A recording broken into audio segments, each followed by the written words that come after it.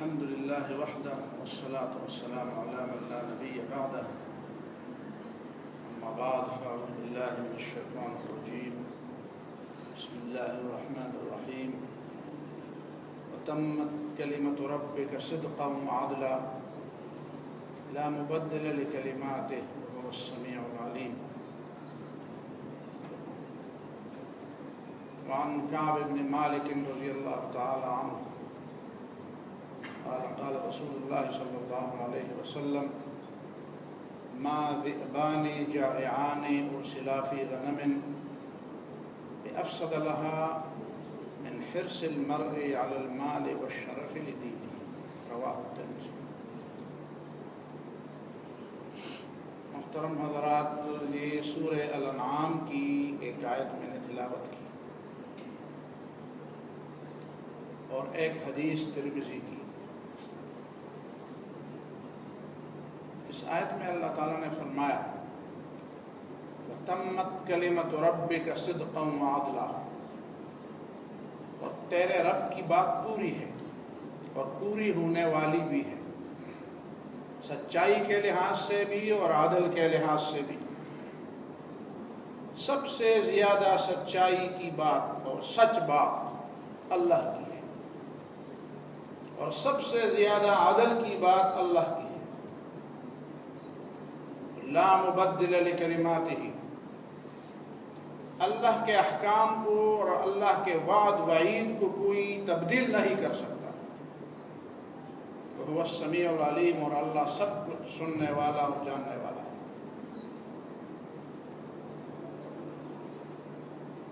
اللہ کی کلمات یعنی اللہ کے احکام، اللہ کی باتیں سب سے زیادہ سچی.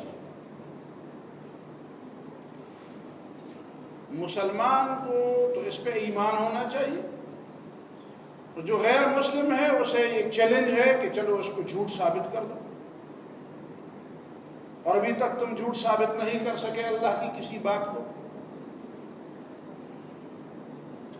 تو سچی بات سب سے زیادہ اللہ کی بات ہے. وہ عدلاً، اور عدل کی بات، انصاف کی بات، حقدار کو حق دینے کی بات، یہ بھی اللہ تعالیٰ کی سب سے بڑی. اللہ کی بات سب سے زیادہ عدل کی بات ہے. جو فیصلے اللہ تعالیٰ نے کیے ہیں وہ عدل کے فیصلے ہیں، اور جو فیصلے آئندہ وہ فرمائیں گے وہ بھی عدل کے فیصلے ہوں گے. جسے سزا دیں گے وہ بھی عدل، اور جسے جزا دیں گے وہ بھی عدل. اگرچہ اچھا بدلہ دینے میں اللہ تعالیٰ کا فضل بھی شامل ہوگا، صرف عدل نہیں ہوگا. جس کو جہنم میں لے جایا گیا اس کے ساتھ عدل ہوا، اور جسے جنت مل گئی اس کے ساتھ عدل کے ساتھ فضل بھی ہوا. لا مبدل لکلماتہ، اللہ تعالیٰ کے کلمات کو اور اللہ تعالیٰ کے احکام کو، اللہ کی باتوں کو کوئی تبدیل نہیں کر سکتا، تغییر بھی نہیں کر سکتا. تغییر اور تبدیل دونوں نہیں ہو سکتے. تغییر کا معنی یہ ہے کہ اس میں سے کچھ کاٹ چانٹ کیا جائے. تبدیل کا معنی ہے کہ اس کو بالکل الگ کر کے، اس کو بالکل ختم کر کے اس کا کوئی متبادل پیش کیا جائے. تو نہ اللہ تعالیٰ کے کلمات میں کوئی ترمیم اور اضافہ، کوئی امینڈمنٹ کر سکتا ہے، اور نہ اللہ کی بات کے مقابلے میں کوئی اپنی بات پیش کر سکتا ہے جو اللہ کی بات سے زیادہ سچی اور عدل کی. لا مبدل لکلمات. علماء نے اس کی بڑی مثالیں دی ہیں. اسلام کا اپنا ایک معیار ہے. ہمارے مسلمان بعض مناظر قسم کے لوگ یا دشمنوں کو جواب دینے کی ہمت کرنے والے اور شوق رکھنے والے لوگ کبھی یہ بھول جاتے ہیں کہ دوسروں کے میزان کو اور دوسرے کے ترازو کو ترازو مان کر اسی پر اپنی بات بھی تولتے ہیں. جب آپ نے مان لیا کہ اس کا ترازو اور اس کا میزان درست ہے، اس کا اسکیل ٹھیک ہے، ضروری نہیں ہے کہ آپ کی بات بھی اس کے اسکیل پر درست اترتی ہو. آپ کے پاس اپنا ایک پیمانہ ہے، ایک معیار ہے. قرآن خود معیار ہے. اب بدبختی اور بدقسمتی اور جہالت کی انتہا ہے کہ مسلمان بھی اللہ کی کتاب کی بات کو کسی دوسرے معیار پر اور کسی دوسرے پیمانے پر تولتا ہے، جبکہ وہ خود پیمانہ ہے، تو خود میزان، اللہ تعالیٰ نے اسے خود میزان قرار دیا، انزل الحق والمیزان، اللہ کی کتاب خود معیار ہے، کسی دوسرے معیار پر اللہ کی اور اللہ کے رسول کی بات کو تولنا اور ناپنا یہ تو جہالت ہے، یہ تو ایمان کی نفی ہے۔ تو یہ پہلی بات۔ دوسری بات یہ ہے کہ اللہ تعالیٰ نے قرآن مجید کے اندر جو احکام دیے ہیں وہ عدل کی بنیاد پر، وہ عدل، اس میں عدل ہے۔ من قال بہ صدق، جس طرح حضرت علی رضی اللہ تعالیٰ عنہ کی روایت میں، جس نے قرآن کی بات کی اس نے سچ بات کی۔ ومن حکم بہ عدل، اور جس نے قرآن کے مطابق فیصلہ کیا اس نے عدل کیا۔ ومن عمل بہ اجر، اور جس نے قرآن پر عمل کیا اسے یقیناً اجر ملے۔ ومن دعا الیہ ہدی الی صراط مستقیم، اور جس نے قرآن کی طرف لوگوں کو بلایا اس نے صراط مستقیم کی طرف لوگوں کو بلایا۔ یہ عدل کی بات، انصاف کی بات۔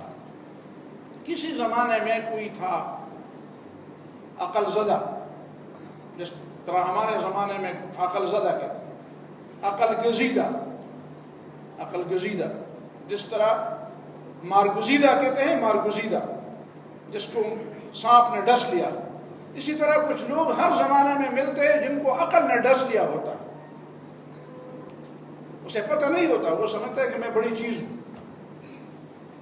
اور کبھی کبھی اس کے دماغ میں عقل کل ہونے کا بھی ایک وہ دورہ اس کو پڑتا ہے، حالانکہ یہ عقل گزیدگی ہے۔ جس طرح سانپ اور بچھو لوگوں کو ڈستے ہیں اسی طرح عقل بھی ڈستی ہے۔ اسی طرح پرانے زمانے میں کسی کو عقل نے ڈسا تھا تو اس نے اسلام کے اس بات پر اعتراض کیا کہ اسلام عجیب نظام ہے، اگر کوئی شخص کسی کا ایک ہاتھ توڑ دے اس کو آدھی دیت دینی پڑے گی، پوری دیت 100 اونٹ ہے اور آدھی دیت 50 اونٹ ہے، تو اگر کسی نے ظلماً کسی کا ہاتھ توڑ دیا تو شریعت کا مسئلہ ہے، قرآن کا حکم ہے، شریعت کا مسئلہ، اسے آدھی دیت دینی پڑے۔ اس کا مطلب یہ ہوا کہ ایک ہاتھ کی قیمت 50 اونٹ ہے۔ وہ سوال اٹھاتا ہے کہ دوسری طرف اگر کسی نے 10 درہم یا اس سے بھی کم چوری کر دی اور اس پر چوری ثابت ہوئی تو اس کا ہاتھ کاٹا جائے گا، اس کا مطلب یہ ہوا کہ اس کی قیمت 10 درہم۔ اب کہتے ہیں ایسی شریعت کو ہم کیسے مانیں اور کیسے اس پر عمل کریں اور کیسے اس کو عقل کے مطابق سمجھے کہ ایک طرف تو کہتی ہے کہ ایک ہاتھ کی قیمت 50 اونٹ کے برابر ہے اور دوسری طرف کہتی ہے کہ نہیں اس کی قیمت تو 10 درہم کی برابر ہے، تو 10 درہم کی تو ایک بکری بھی نہیں ملتی، چجائے کہ 50 اونٹ۔ تو علامہ حافظ ابن کثیر نے اس واقعے کو نقل کیا ہے اور اس کے بارے میں پھر لوگوں کی یہ جوابات بھی اہل علم کے نقل کیے، کسی نے شعر کی زبان میں جواب دیا ہے، کسی نے نثر کے زبان میں جواب دیا ہے۔ نثر کی زبان میں جس نے جواب دیا ہے اس نے فرمایا الید اذا كانت امینۃ كانت ثمینۃ فمتى خانت ہانت، اس ہاتھ کو جب یہ امانت دار تھا تو اللہ کے نزدیک اس کی قیمت تھی 50 اونٹ کی قیمت جب یہ امانت دار تھا۔ فاذا خانت ہانت، جب اس نے خیانت کی تو یہ ہانت، یہ ہلکی ہو گئی، اس کی قیمت گر گئی، ختم۔ عبد الوہاب مالکی ایک بڑے عالم ہے، اس نے شعر کے جواب میں اس کو بتایا ہے کہ عز الامانت اغلاها وارخصها ذل الخیانت فافہم حکمت الباری۔ عز الامانت اغلاها، امانت کی عزت نے اس کی قیمت کو بڑھا دی، امانت کی عزت نے اس کی قیمت کو بڑھا دی۔ وارخصها ذل الخیانت، اور خیانت کی ذلت نے اس کی قیمت کو گرا دی۔ فافہم حکمت الباری، اللہ کے احکام کو سمجھنے میں اللہ تعالیٰ کی بڑی حکمت بھی، اس کو بھی سمجھنے کی ضرورت ہے، صرف احکام کے ظاہر کو سمجھنے کی نہیں، اس کی حکمتیں بھی ہیں۔ ہمارے ہاں اور ہمارے دور میں ان چیزوں کو لوگ نہیں سمجھتے، ان باتوں کو نہیں سمجھتے۔ مسلمان ہوتے ہوئے بھی اللہ کے احکام پر اعتراض کرتے ہیں، مسلمان ہوتے ہوئے بھی اللہ کے احکام پر اعتراض کرتے ہیں جب ان کی سمجھ میں نہیں آتی۔ وَكَمْ مِنْ عَائِبٍ قَوْلًا صَحِيحًا وَآفَتُهُ مِنَ الْفَهْمِ السَّقِيمِ۔ بارہا ایسا ہوتا ہے کہ ایک آدمی کسی قول کے مطلب کو نہیں سمجھتا، کسی قول کے مطلب کو نہیں سمجھتا، وَآفَتُهُ مِنَ الْفَهْمِ، اور اس پہ اعتراض کرتا ہے، کہتے ہیں کہ یہ بات تو میری سمجھ میں نہیں آتی، یہ بات میں کیسے مانوں؟ حالانکہ تمہاری سمجھ کی مثال ایسی ہے کہ یہاں مسجد میں کوئی چونٹی گھوم رہی ہو اور اس کی سمجھ میں نہیں آتی کہ یہ مسجد ہے، یہاں بڑے بڑے پروفیسر بیٹھے ہوئے ہیں، بڑے بڑے علماء بیٹھے ہوئے ہیں، بڑے بڑے اسکالر بیٹھے ہوئے ہیں، ان کی کوئی حیثیت ہے، یہ ایک کالج ہے، یہ ایک مسجد ہے، یہ ایک دنیا کا ایک حصہ ہے، یہ پاکستان ہے، یہ صوبہ سرحد کے بھی، اس کے دماغ میں یہ بات نہیں آتی، اور وہ احتجاج کر رہے کہ یہ کیا سائے ادھر سے ادھر منتقل ہو رہے ہیں، اس کے دماغ میں یہ بات، بجائے اس کے کہ اپنا دماغ درست کیا جائے، اپنی فہم کا رونا رویا جائے، اصلاح کی جائے، اپنے آپ کو اس قابل بنایا جائے، الٹا وہ اللہ اور اللہ کے رسول کی بات پر اعتراض کرتا ہے اور کہتے ہیں سمجھ ہے، سمجھ ہے۔ ہمارے ہاں لوگوں کو ڈگریوں پر تولا جاتا ہے، اور ڈگریوں پر بھی نہیں، نوبل پرائز پر تولا جاتا ہے، نوبل پرائز پر تولا جاتا ہے۔ کسی کو بڑا انعام ملا دنیا میں، کس بنیاد پر ملا؟ شاید وہ ساری بنیاد ہی مشکوک ہو، اس سے ان کو کیا کام؟ ساری بنیاد مشکوک، کیا پوری دنیا کے مسلمانوں کے پاس ایک بھی نوبل پرائز نہیں تھا کہ ڈاکٹر عافیہ صدیقی کو دے دیتے؟ 30 سال ہو گئے، 30 سال ہو گئے، جو اپنے آپ کو بڑا سمجھتے ہیں عدل و انصاف والے، اور عدل و انصاف کے سمبل اپنے آپ کو سمجھتے ہیں وہ جج، انہوں نے ایک مظلوم بیٹی کو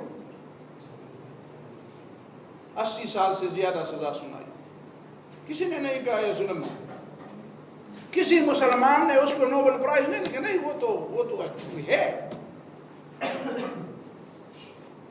اور ایک مشکوک مظلومہ میں اس لیے کہتا ہوں کہ اس کی پوری زندگی مشکوک ہے، پورا قصہ، یہ پوری سٹوری مشکوک ہے۔ یہ تو مشکوک ہے کہ وہ مظلوم تھی کہ نہیں تھی، اور مظلوم ہے، البتہ یہ یقین ہے کہ وہ ظالم تو ہے، اس کی کتاب سے پتہ چل جاتا ہے کہ وہ ظالم ہے، اس نے کتاب میں اللہ کے رسول کا نام محمد لکھا ہے، لیکن ایک دفعہ بھی نہ پیس بھی اپان ہم لکھا ہے، نہ صلی اللہ علیہ وسلم لکھا ہے، اس نے پاکستان کے بارے میں لکھا ہے یا اس سے لکھوایا گیا ہے۔ صحیح بات تو یہی کہ اس سے لکھوایا گیا کہ پاکستان اندھیرے میں بنا تھا، اسے یہ بات تو لکھوائی گئی ہے کہ احمدی اپنے آپ کو مسلمان کہتے ہیں، آپ کیوں ان کو کافر کہتے ہیں؟ میں نہیں سمجھتا یہ کون سی بات ہے، یہ کیسے ہمیں کہا جاتا ہے کہ اس کی باتوں کو تعلیمی نصاب میں شامل کر دو، کیا اس کی کتاب کو تعلیمی نصاب میں شامل کیا جائے گا؟ شامل کیا جائے گا۔ میں نے جو حدیث پڑھی ہے اس پہ ذرا غور کرتے ہیں۔ حضرت کعب بن مالک رضی اللہ تعالیٰ عنہ کی روایت ہے، رسول اللہ صلی اللہ علیہ وسلم نے فرمایا ما ذئبان جائعان ارسلا فی غنم، دو بھوکے شیروں کو اور بھیڑیوں کو اگر بھیڑ بکریوں کے گلے میں چھوڑ دیا جائے، آزاد چھوڑ دیا جائے، ما ذئبان جائعان ارسلا فی غنم بافسد لها، تو وہاں پہ اتنی تباہی نہیں مچا سکیں گے۔ وہ دو بھوکے بھیڑیے کسی بھیڑ بکریوں کے گلے میں ان کو چھوڑا جائے تو اس طرح وہ نقصان نہیں اٹھائیں گے، کتنا نقصان کریں گے، کتنے بھیڑ بکریاں چیر پھاڑیں گے اور کھائیں گے۔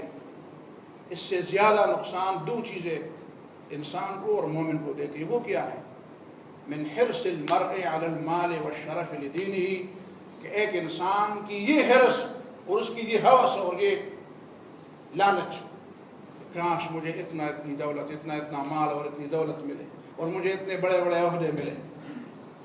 وہی چیز، وہی مظلومہ جس کو آپ مظلومہ کہتے ہیں، میں اس کو مشکوک مظلومہ ہوں، لیکن یقینی ظالمہ جس نے اسلام پر وار کیے، جس نے پاکستان پر اور پاکستانی اداروں پر وار کیے، جس نے پاکستان کے مقابلے میں ہندوستان کو زیادہ ترجیح دی، اس کو بت بنایا گیا ہے. مغرب نے اس کو بت بنایا اور پاکستانی حکمرانوں کو اور پاکستانی سیاستدانوں کو اشارے دیے ہیں کہ دیکھو ہم دیکھتے ہیں کہ کون اس کی بندگی زیادہ کرتا ہے، کون اس صنم پر اپنی جان نچھاور کرتا ہے، کون اس بت کے آگے سے گریز ہوتا ہے. ایک اس کے ساتھ تصویر کھینچتا ہے، اسے زہرانے پر بلاتا ہے، دوسرا تمنا کرتا ہے کہ کاش مجھے حکومت ملے تو میں مجھے وزیر تعلیم بنا لوں، اس کے باپ کو کیا بنا دوں، پتہ نہیں اس کی آگے میں نہیں بول سکتا آگے کیا ہوگا. یہ طریقہ نہیں ہے. یہ مسلمان بت پرست ہیں، بت پرست.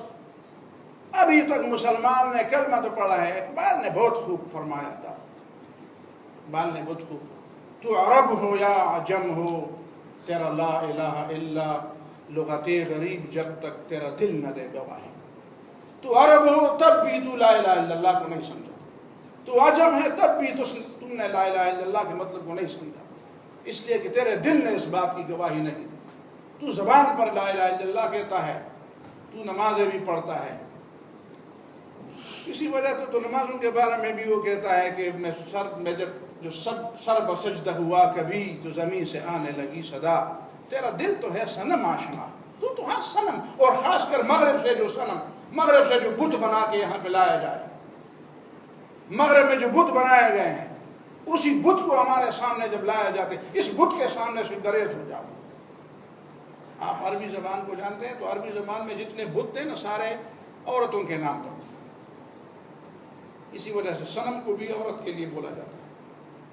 ارأیتم اللات والعزى ومناة الثالثة الأخرى. لات، منات، عزا سب مؤنث ہیں. اسی ایک بچی کو بت بنا کر یہاں پہ پیش کیا گیا، اس کے سامنے سجدے کر، اور جو سب سے زیادہ لمبا سجدہ کرے گا اور دل سے سجدہ کرے گا اسے آئندہ حکومت ملے گی. تو زمین سے آنے لگی صدا، تیرا دل تو ہے صنم آشنا، تجھے کیا ملے گا نماز سے. تو دو قومی نظریہ بھول گیا، تو پاکستان کی بنیاد بھول گیا، تو لا الہ الا اللہ بھول گیا، تو اللہ اکبر کے نعرے، ابھی تو 23 مارچ میں اللہ اکبر کے نعرے لگے تھے، وہ بھول گئے، بس وہ بھول گئے. روزانہ واگا بارڈر پر نعرے تکبیر کی آوازیں بلند ہوتی ہیں، بھول جاتے ہیں. بہرحال میں نہیں جانتا وہ مہمان ہے یا پاکستانی ہے. پاکستانی ہے تو اس کو مہمان کیسے سمجھا جائے، مہمان ہے تو پاکستانی کیسے سمجھا جائے، وہ باتیں الگ ہیں. لیکن بہرحال جو دل کی بات تھی میں نے آپ کے سامنے رکھ دی. مظلوم تو عافیہ صدیقی ہے، مظلوم تو کشمیر اور فلسطین اور افغانستان اور برما اور کہاں کہاں کی شام کی بیٹیاں ہیں. ان کی آواز کسی نے ابھی تک نہیں سنی، اس لیے کہ وہ کسی ہوشیار گولی کی نظر نہیں ہوئے. کوئی گولی ہوشیار تھی نا، ہوشیار گولی، ہوشیار اور بے وقوف گولی کے درمیان فرق، یہ بڑی اچھی بات ہے. اللہ تعالیٰ مجھے اور آپ کو سمجھ کی توفیق عطا فرمائے. بارک اللہ فیکم و جزاکم اللہ خیر.